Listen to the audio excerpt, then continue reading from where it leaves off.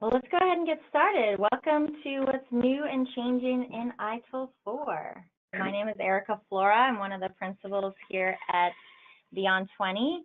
I've been involved with ITIL and IT service management for more than a decade now, and back in my day, it was ITIL version 2. I've been involved in this in a long time, seen a lot of changes throughout the years, and I'm pretty excited about ITIL 4 that has just been released as of a couple months ago. Yeah. And I'm Amanda Casteel. I am an ITIL instructor and advisor here at Beyond 20. And I've also been in IT for about 15 years now.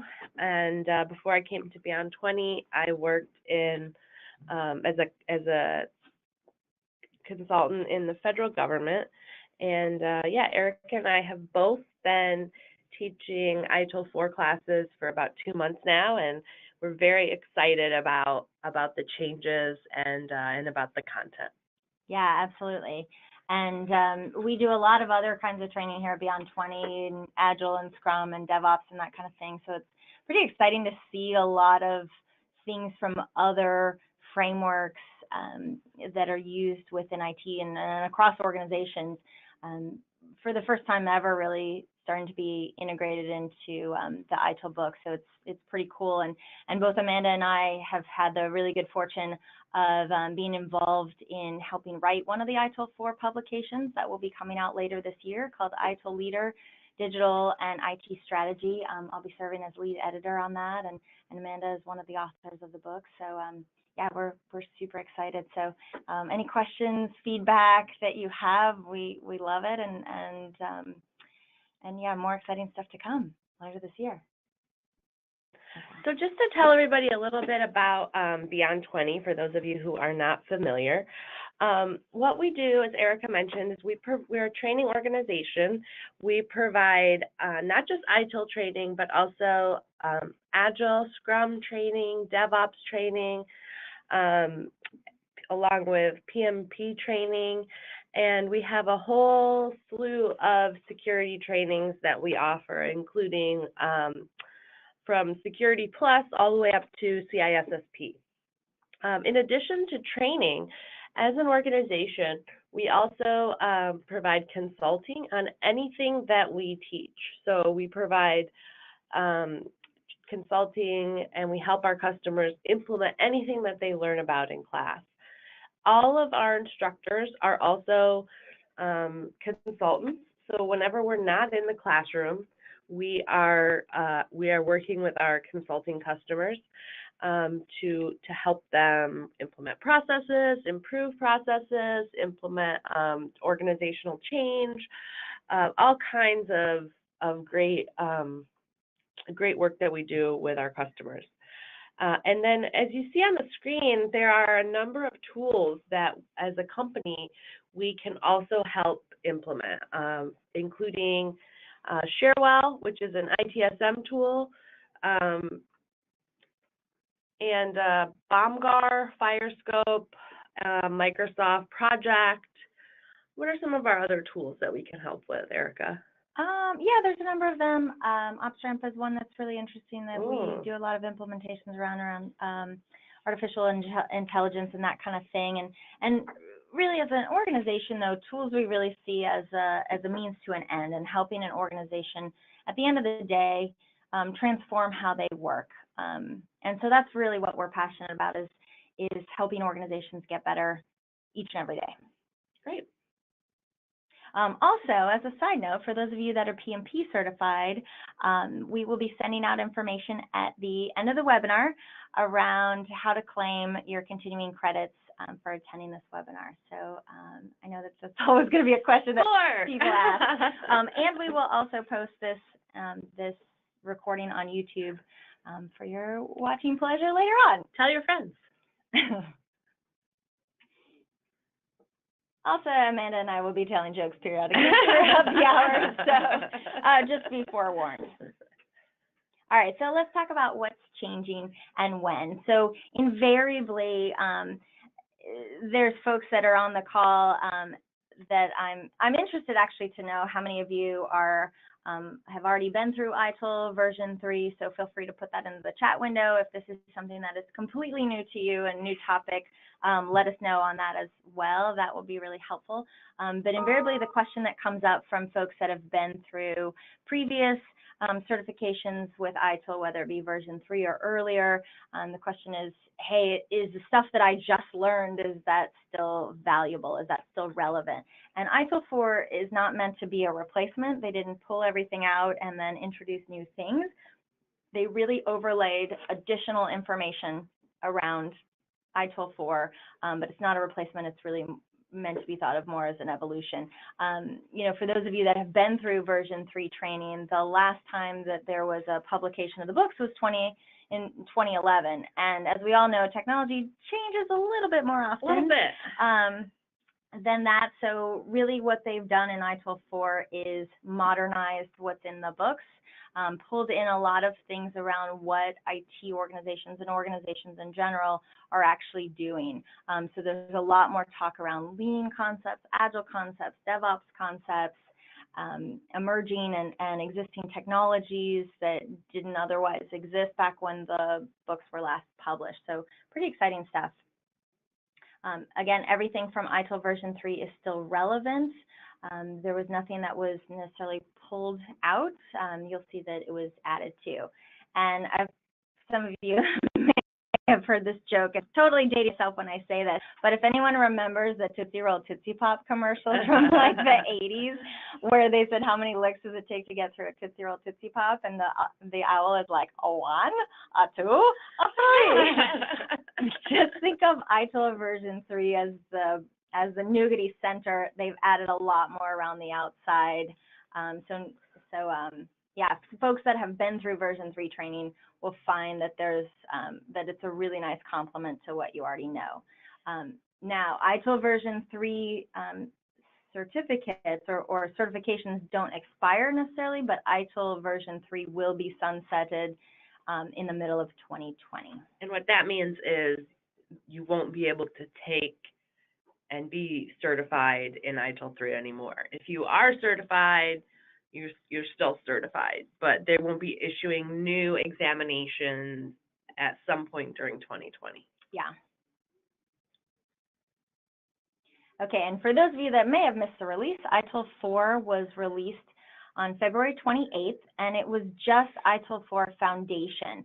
So unlike the rollout of the previous version where they released everything all at once, they're actually releasing the books, the courses, and the exams in a very iterative fashion. So they're actually using agile concepts to roll out ITIL, which I think is pretty cool. Very cool. So only ITIL 4 Foundation as a book, course, and exam have been released. And later this year, Q3, Q4 timeframe, that's still an estimate as to when more of the advanced courses and advanced material will be released. But fun fact, Thursday of this week, Axelos is actually releasing 4 of the practices for general public consumption and feedback, which is another really cool thing. So they're actually using concepts of, we'll talk about the guiding principles, but progressing iteratively with feedback. They're actually asking folks and industry for feedback along the way to make what's in the ITIL books and courses even better. So on Thursday, and we'll be happy to send you, everyone on this call, the link to go and actually register on Axelos' site, but they're going to publish incident management change control, which is the new term for the practice that some of you may know as change management. They're releasing service level management and problem management. Yeah, so that'll be really, really cool. You guys will be in the know. So let's talk about that a little more, because that's really exciting.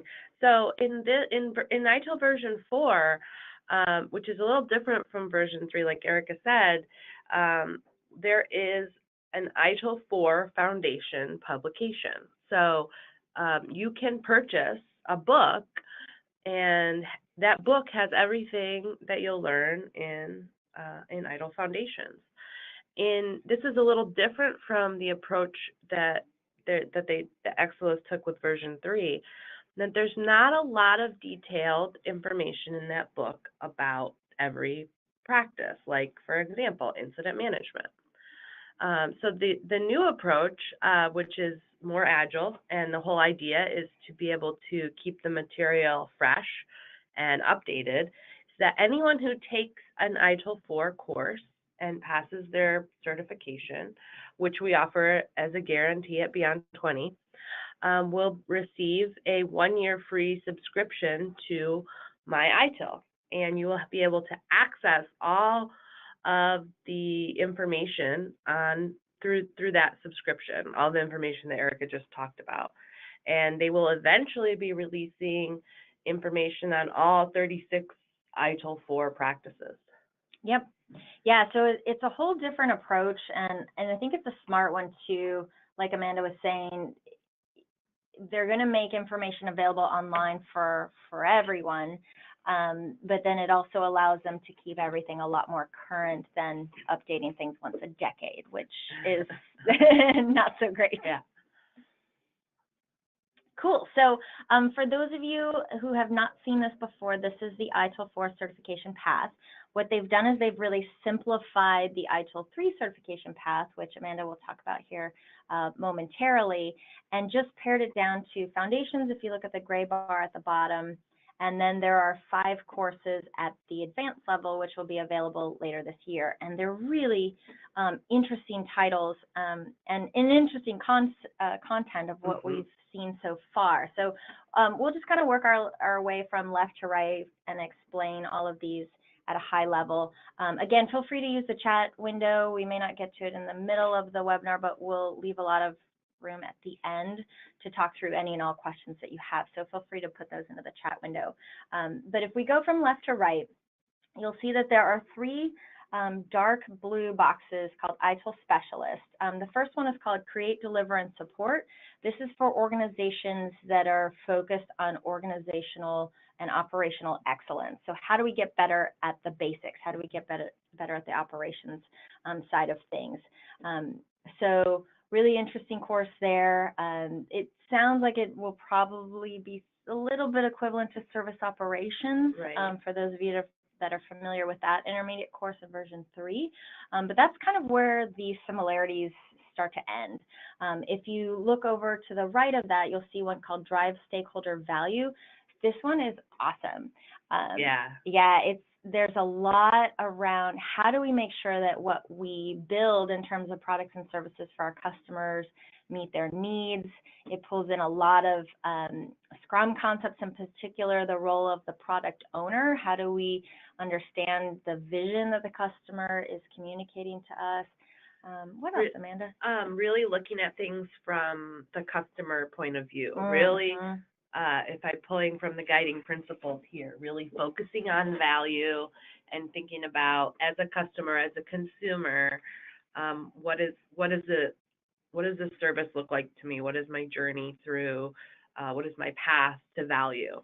Yeah, so a lot of talk around the customer journey, making sure that everyone in the organization has clear line of sight to our customer, because at the end of the day, I mean, we can produce products and services that are on time, on budget, but if the customer isn't delighted and excited and uses those products and services and finds value in them, then why the heck are we even doing any of this stuff?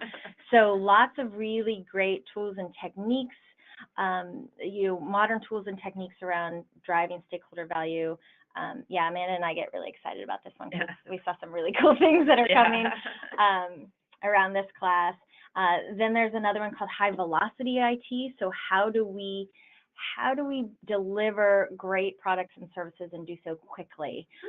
Because yeah, there's a lot of things. I'm doing some hand motions. Yeah, and we've some got gestures. a whole pantomime going behind the scenes that you guys are missing out on. We should videotape these because they're really hilarious, or at least we think we're hilarious.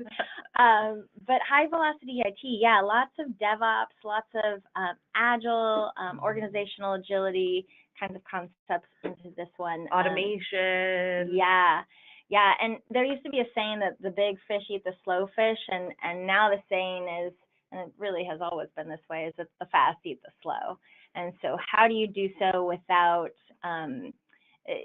doing it in almost a controlled chaos way, Right. not absolute chaos? How do you still provide things that are of high quality?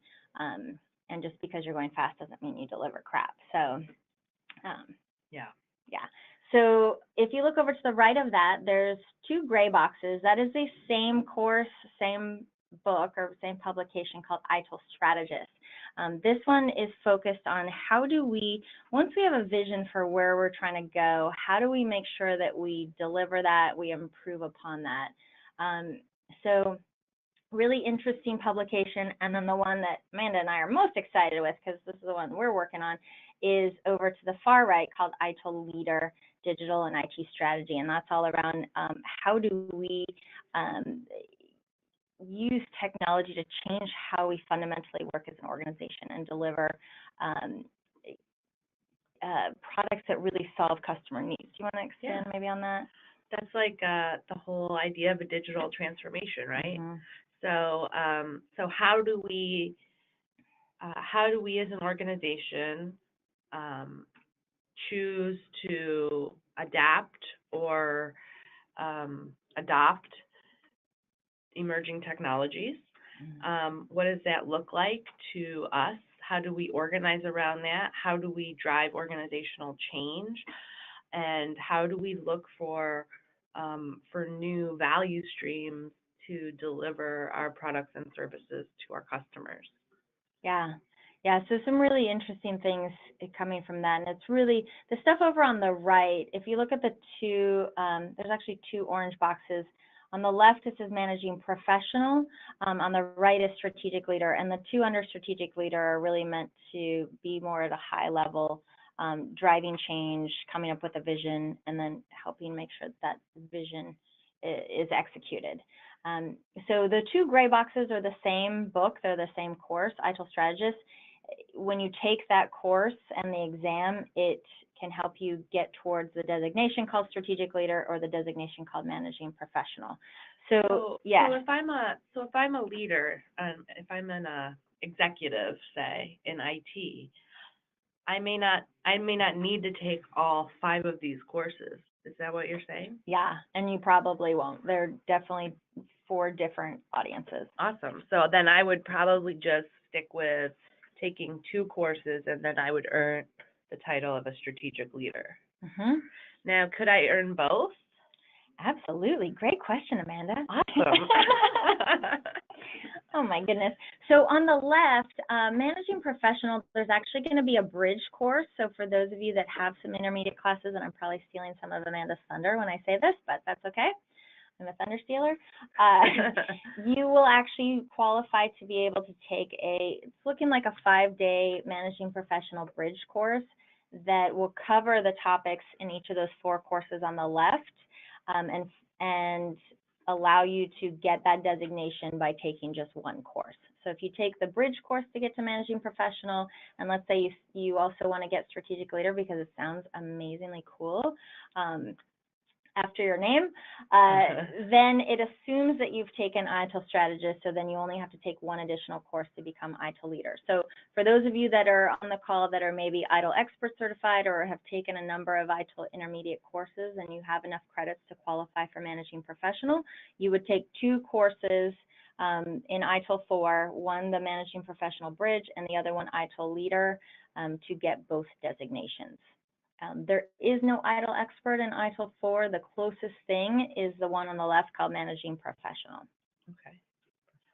All right. Well, let's talk a little bit about the ITIL 3 certification scheme. And for anybody who's on the line who is an ITIL expert or has taken any ITIL 3 courses, you have an opportunity right now to get to a total of 17 credits.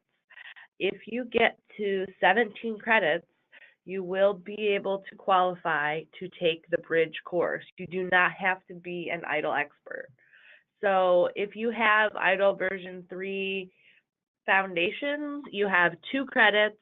You only need to take 15 more credits, and then you can be one of the first people certified as an ITIL 4 managing professional.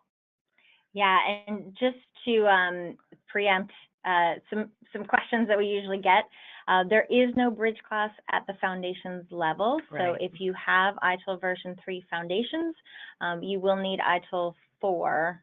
You will need to take a 2-day ITIL foundations course to become ITIL 4 foundation certified. What's nice about it though is ITIL 3 foundations used to be a 3-day course. ITIL 4 foundations is only 2 days. Yeah. So you can get it done in 2 days. And there's enough new material in ITIL 4 that it's really worthwhile, even if you do have ITIL 3 foundations, you have that certification under your belt. There's some really great stuff in ITIL 4. It's worth taking the 2-day class. Yeah, I've had actually a handful of students who just recently took version 3 foundations, and we offered a special for those students to take version 4, and they were so pleased that they took both because even though everything from version 3 is still completely relevant in version 4, there's so much new stuff that they just loved the course, even though they had just taken version 3. Cool. Yeah. All right. New? So for those of you that, want to dig into the meat of it, let's talk about what's actually new in version 4. Okay. So that is the service life cycle from version 3. And the service life cycle has 5 phases: strategy, design, transition, operation, and improvement. What's new in version 4 is this is gone. There's no more life cycle. And what we now have is something called the service value system. So that sounds a little scary to say there's no more life cycle. But let's talk about that for a minute. So I actually think this is really great because from our consulting practice, what we learn is that a lot of people organize their IT departments around the service life cycle. And for example, change management lives as a process in version 3, lives in service transition, in that phase, in the publications and in the course as it's taught. But in practice, changes are happening all the time. Changes are happening in operations. A change could trigger something in design. Even in service strategy, we practice change management around our strategy and policies. And this created some confusion because in reality, change management is happening across the entire life cycle. It is not just happening in service transition. And what we see in practice, what people create is something called a service transition team. And that's not really something that should exist because the service transition and operations are all being done by the same people.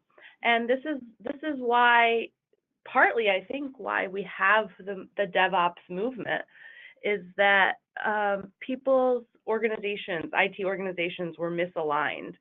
And the DevOps movement was kind of there to say, look, we got to mash these things together. We got to break down these silos. And that's what ITIL 4 is trying to address. It was never the intention in version 3. It was more of, I guess, an unintended side effect. Yeah, that people took it as these are the different silos that we should build within our organization. And I think version 4 does a nice job of showing how today's organization, to remain competitive, whether it's you're on the commercial side and you're wanting to bring in revenue, or you're on the public sector side where it's about meeting the mission of the organization, it really is more in alignment with the picture that you see on the right, that opportunity or demand presents itself, and it's how we work together as an organization to bring value to our customer, put products and services into their hands and do so quickly with things that match up with what their expectations are, that really help an organization thrive and succeed. And so in an ITIL 4 class, we talk through all the different components of the service value system, but that's really what it is can we, it's not so much divide and conquer, which I think version 3 unintentionally communicated to folks, but it's how do we combine and conquer? Yeah, I like that. Combine and conquer. Yeah, pretty snazzy, huh? So some other things that are new and different.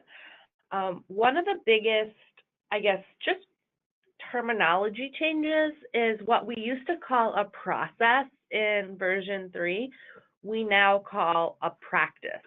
So instead of saying the incident management process, we're now saying the incident management practice. And well, why did we have to change that? I say we're doing it to elevate the processes into practices, because it's not just about, I don't know about you folks on the line, but when I hear the word process, I have a very distinct picture in my mind of a workflow. And in actuality, incident management is a lot more than just a workflow. And there may even be multiple workflows. You may have one workflow for regular incidents. I'm using air quotes here. I know you can't see me, but you may have another process for security incidents. You may have a completely separate process for different types of major incidents that happen in your organization. So the incident management practice, it's elevating the idea of incident management to more than just that process or workflow. And it's taking into account, and maybe stealing some of Erika's thunder here, but the 4 dimensions of service management, which include who's going to be doing what for incident management, what tools and technology do we need to help us be successful when we manage incidents, because you sure as heck need some kind of tool. Doing it on Post-it notes really isn't going to cut it anymore. And you may have partners, you may have suppliers that you have to have them involved, that you have to escalate incidents to them. And then the final area, which I already mentioned, is processes and value streams. And we'll talk a little bit more on that in a few minutes. Yeah, I think the other thing that it does to kind of change our mindset is version 3 was very focused on process. And so what I think another unintended consequence is that organizations thought, well, if I just have a process for how I manage incidents, or if I have a process for how I manage change, then I'm, air quotes, doing ITIL. And that's not true. Yeah. You know, you could be failing as an organization, but, you know, hey, I've got a great process for incident management. You know, who cares? Yeah.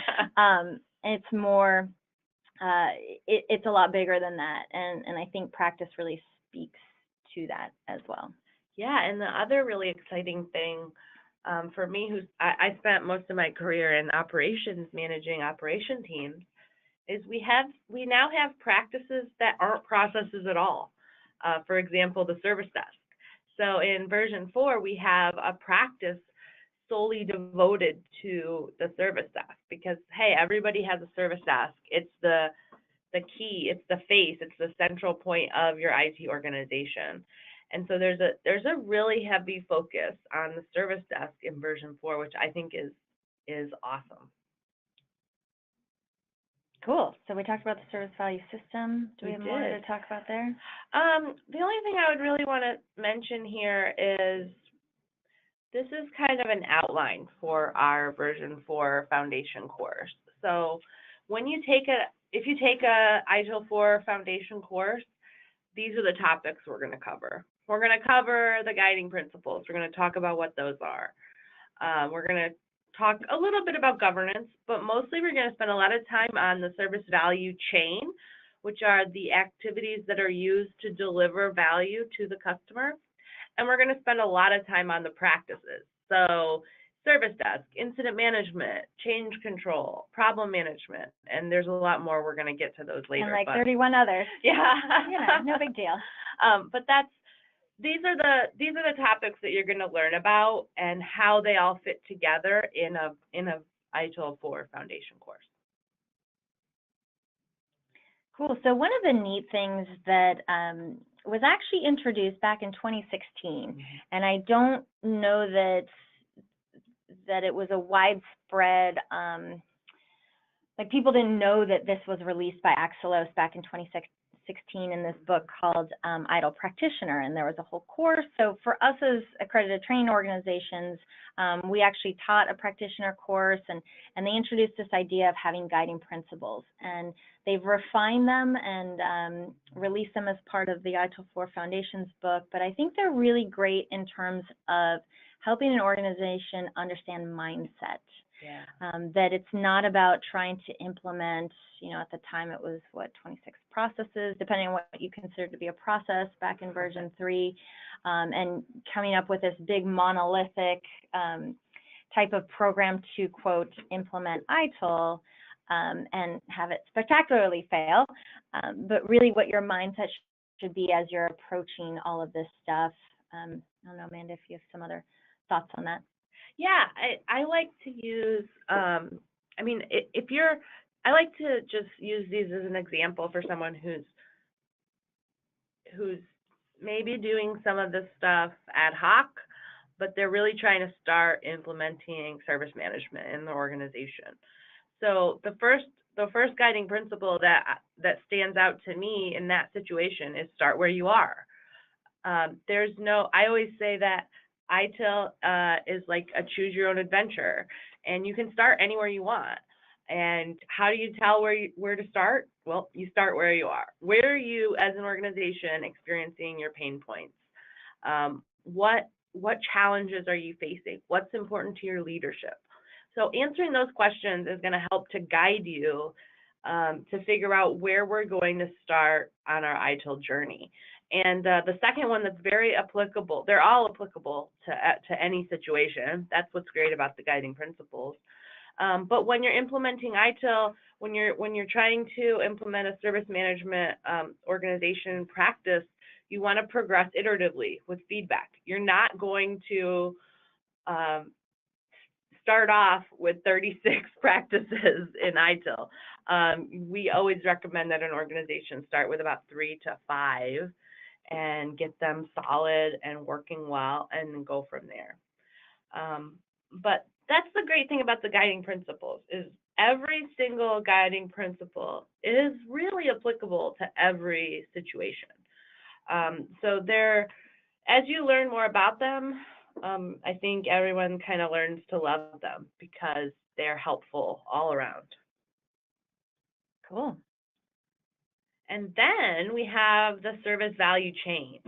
So if you remember when we looked at the bigger picture of the service value system, the service value chain is what's in the center of the service value system. And I think that if there's anything that's close to the life cycle in version 4, it is the service value chain. The biggest difference is that this is not linear. So the service value chain has 6 specific activities. So we start with demand over there on the left side, and the goal is to get to value. And we deliver value through our products and services. In order to deliver our products and services, there are 6 activities in the ITIL service value chain to help us get there. These activities may seem generic, but that's because they were designed to be generic, because these 6 activities are meant to represent any type of organization. As Erika said earlier, whether you're in the private sector, whether you're a government organization, be it state, local, or federal, these are applicable to anyone, whether you deliver services, whether you build products.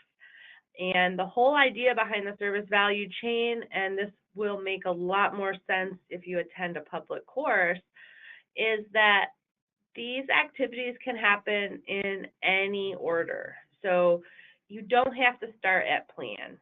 You don't necessarily even have to start at design and transition. If we remember from the guiding principles, we start where we are.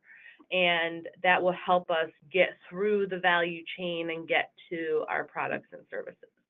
And we actually spend a lot of time in our foundation course digging into each of the activities and learning how these apply to your own IT organization. Cool.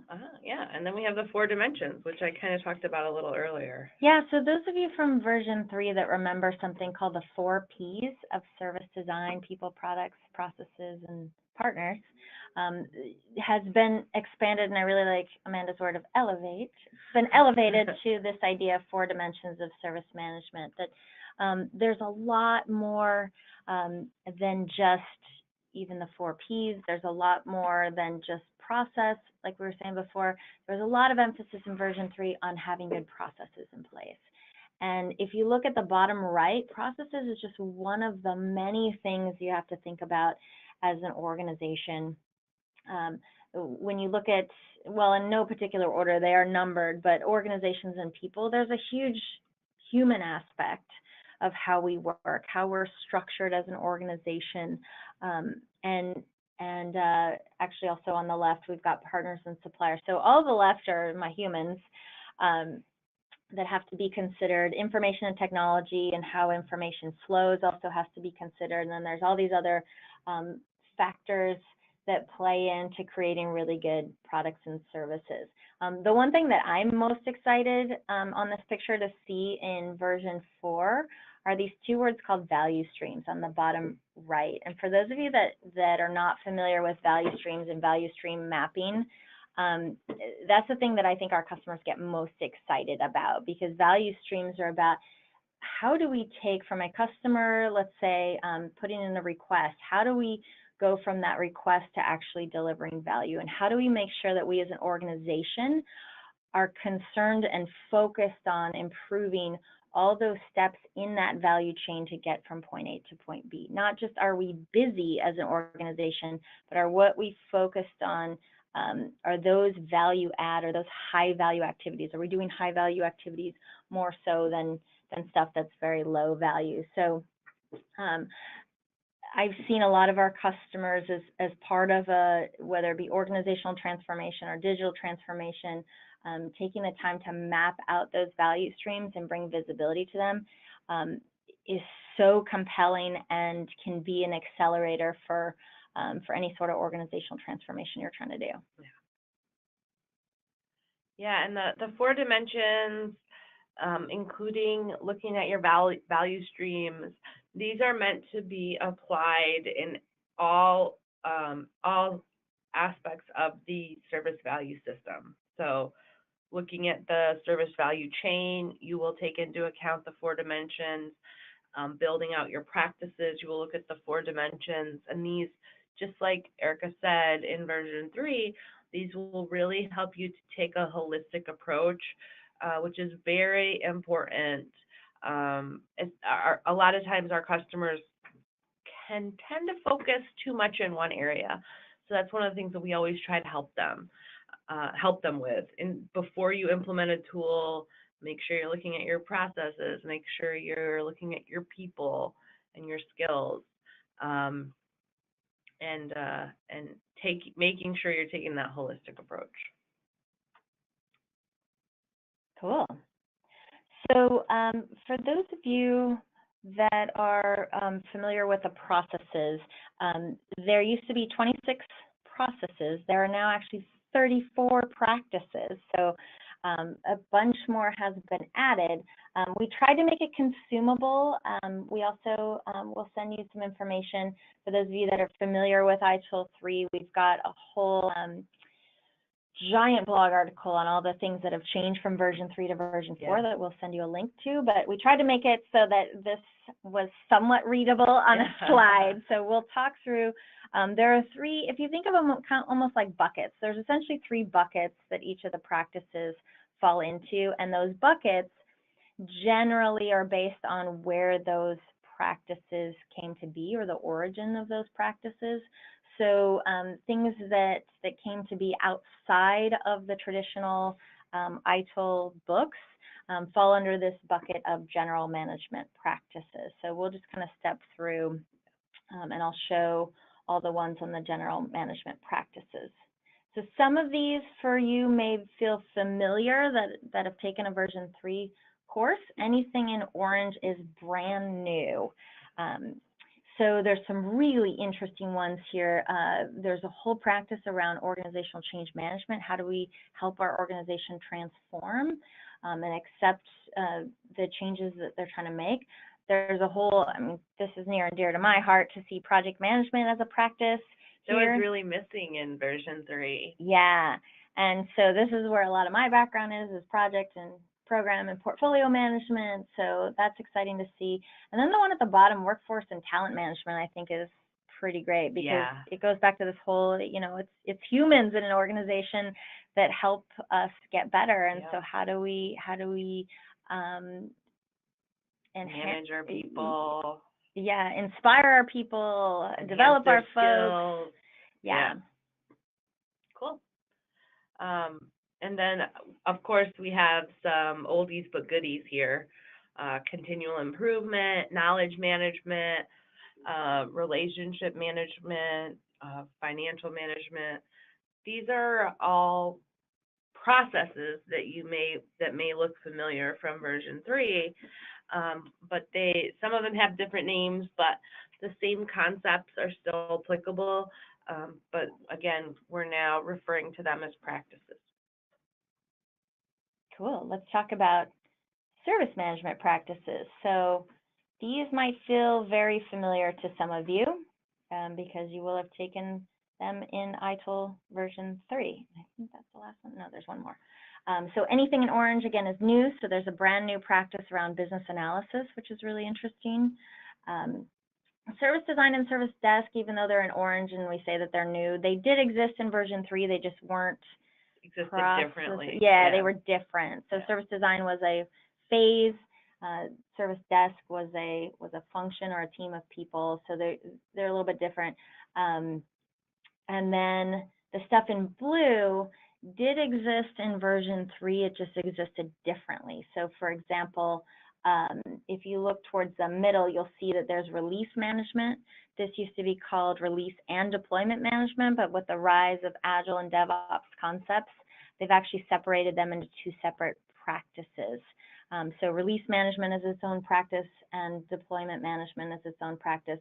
Same thing with, if you look a few above that, there's one called IT asset management, and then there's one a few below that called service configuration management. That used to be called service asset and configuration management, and they've actually broken that one into 2 separate processes too. Yeah. So yeah, some changes, and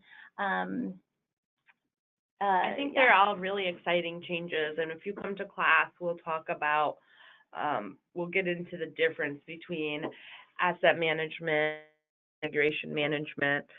I think that asset management was a piece that, even though the word asset was there in version 3, asset management wasn't really addressed. And, you know, another example, event management is now monitoring and event management, which is great because it really spells out that you have to monitor in order to do event management. It's a requirement. You have to be monitoring, looking for those events. So yeah, there's a lot of really exciting changes, even with our near and dear ITIL 3 processes like change management. Becoming change control, it really helps us to align more with DevOps, and I think they're all great changes. Mm-hmm. Oh, and then there's service validation and testing. Down there at the bottom, we have animation here, and I'm like, how many practices are here? I don't know for sure. This one's got 3, I know that. Oops. Okay, yep, you're totally right.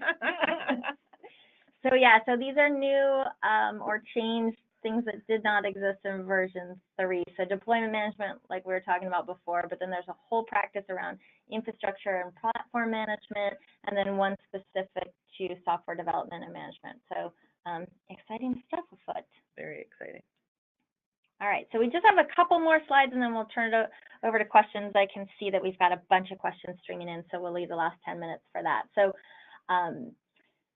Upcoming stuff, we've got a bunch of 2-day foundations courses, both East Coast and West-ish Coast, as well as virtual courses. This is something we started doing with version 4.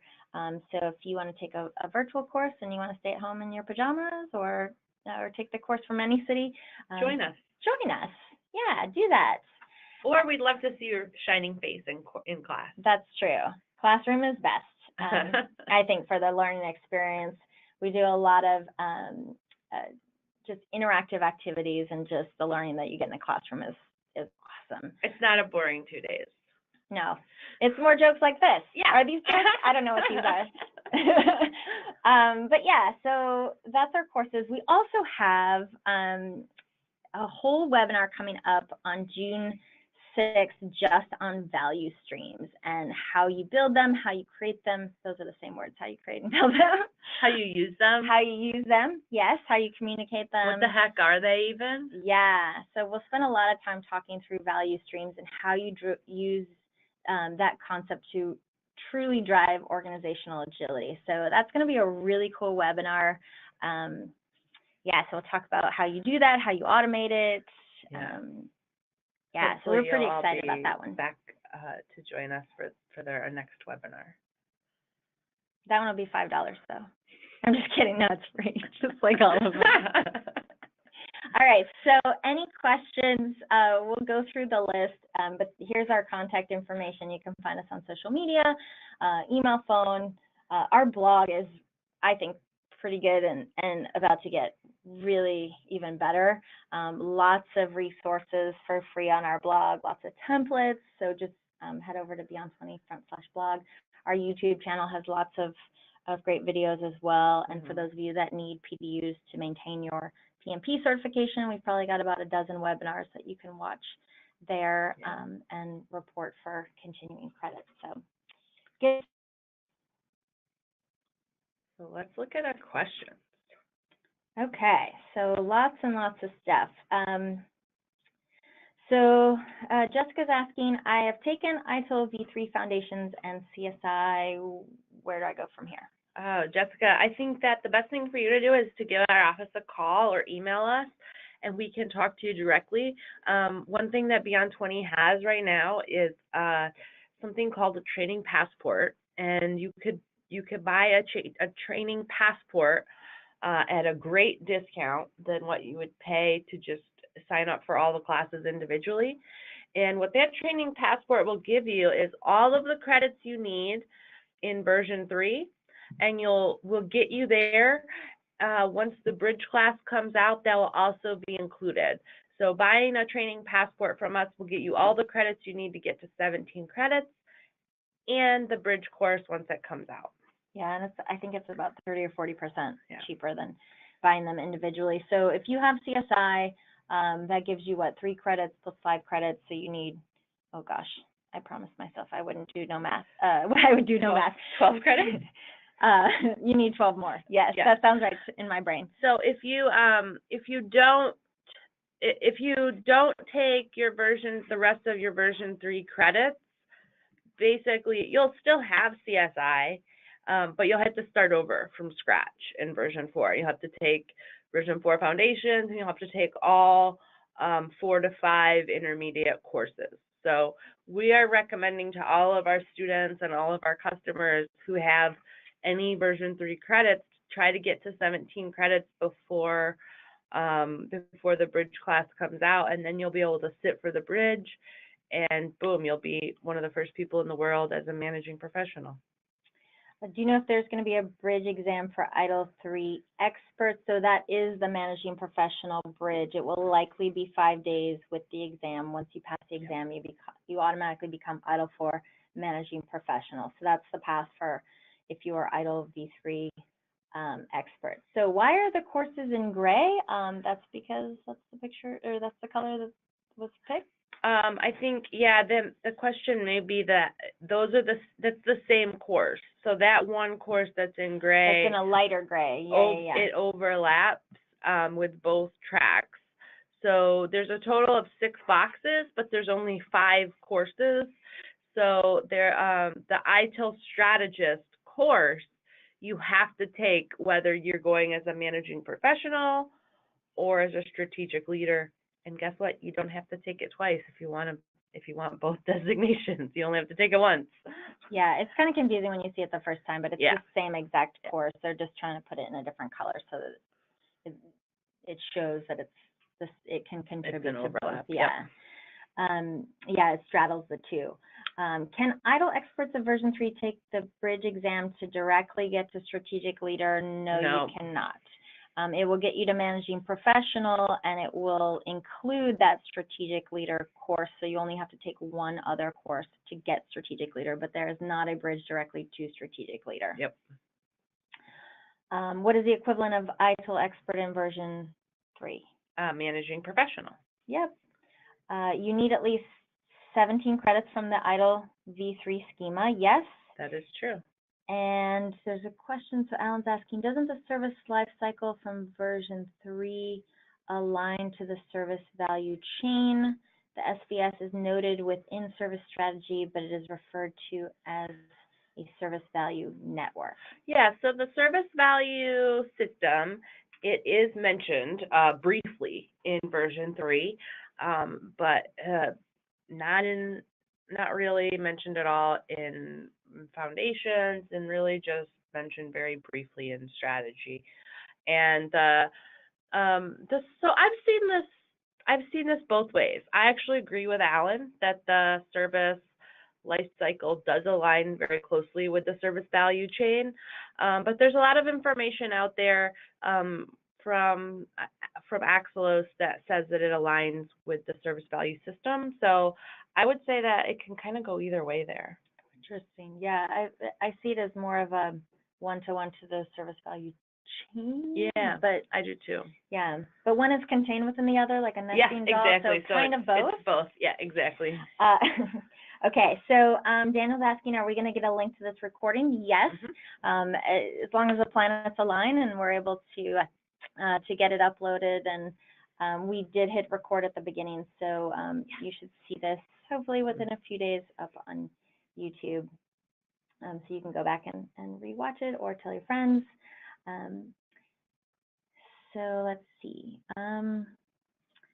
So another question, principles were introduced in ITIL 3, but they were capability or life cycle specific. Chapter 3 of each book outlines the principles for each life cycle. Oh yeah, so when Erika mentioned that the guiding principles were released in 2016, that was referring to a very specific book called ITIL Practitioner. The publication ITIL Practitioner was released in 2016 and had a huge emphasis on the guiding principles. And there was a course associated with that publication, and some people are actually certified as ITIL practitioners. So when Erika mentioned that, yes, that's what she was referring to. Principles were also mentioned in each phase of the life cycle. Yep. But yeah, I think what they've done in version 4 that I like is that they've just simplified it, very much, made it really easy to understand and remember, versus, you know, in the previous version it was just a lot of things, a lot of noise. So I like that it has been really pared down a bit. Our 4 functions of version 3 also call this, and we've got 1 more minute. We've got just goodness, we've got a bunch more questions rolling in. So rapid fire. Yes, okay, some Amanda. Of them are. Yes, that is true. Next. Okay, next question. If you're not ITIL Foundation certified, can you take a 2-day certification for ITIL 4? Yes. Do we have access to these slides? Yes. Yes. When is the bridge class going to be available? Later this year, hopefully. Yes, probably Q3, Q4. Why is the ITIL 4 exam so expensive? Any idea how I can purchase it cheaper? People Search the only place that you can buy it from. We, as a training provider, have no control over those costs. And we do not provide just the exam, only in combination with the class. Yeah. Question from Steven. If you have ITIL expert, then you need to take only the bridge class and exam to get managing professional. Yes. If you take a strategic leader course, can you get leader as well? Yes. Perfect. Hi, Steve. They kept 7 of the 10 original principles from the practitioner book. That's true. Yes. They did kind of true because they merged a couple, so not necessarily 7 of the original, but the 10 were kind of morphed into the current 7. Yes. So yes, that's true. Woo, we got through them all. 1 o'clock. All right. If you have additional questions, please feel free to reach out to us. We're happy to answer any and all questions. We also have been collecting questions from each of the previous webinars that we've been doing on ITIL 4. So we will send a link out to where we've published all of our FAQs, so you can be in the know and smarter than everybody else. Yeah. And if you have any version 3 credits, I would recommend that you reach out directly to us through the information that you see on the screen right now, and someone from our office will guide you to on the right path to get to your managing professional. Okay. Awesome. Thanks, everyone. Thank you so much, everyone. We did it. We did it. Have a great day. Bye. Bye.